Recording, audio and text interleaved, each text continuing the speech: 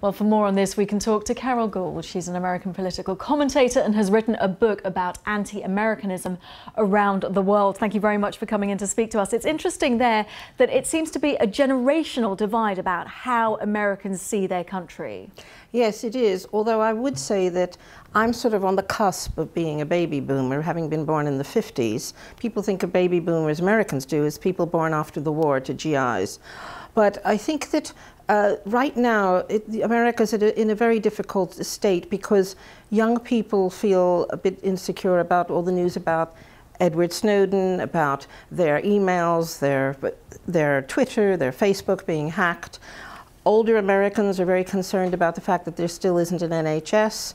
So there's a lot of division in the United States. There are 70 million evangelical Christians of all ages. So you could say that there really isn't a generational situation with the right, with what are called the red states.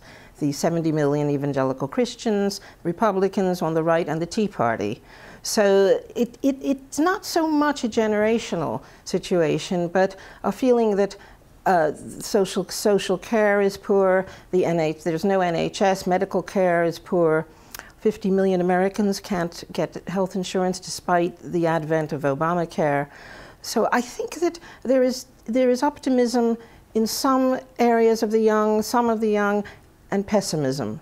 I don't think it's right straight down the line. I think it's divided amongst different generations. Yes, it's very mixed because one of the Pew study found that actually the millennials, the so-called, I guess, the younger generation, they're more optimistic about the direction that America is going to. Maybe because the baby boomers and the Generation X's, people like me, have seen better times and are concerned about the future.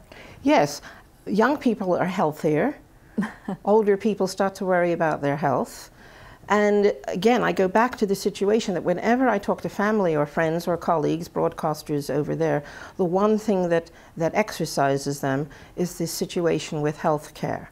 That even if you're on a good salary, you can lose your home if you end up in the hospital or with long-term care. That tends to affect older people.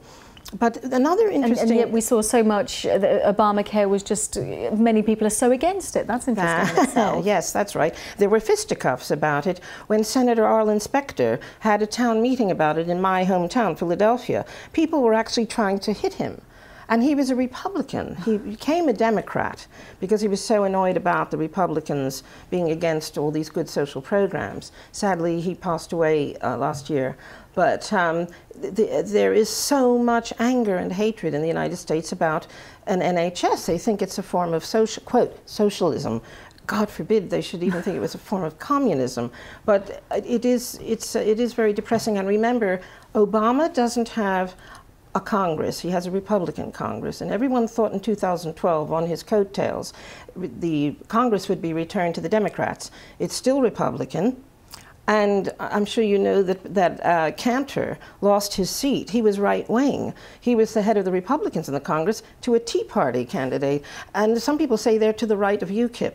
So the United States is divided about many things, and people are not happy. It's one of the unhappiest times I know in my country. Oh, that's a sad thought to leave it on, but we have to. Carol Gould, commentator and author, thank you very much for joining us.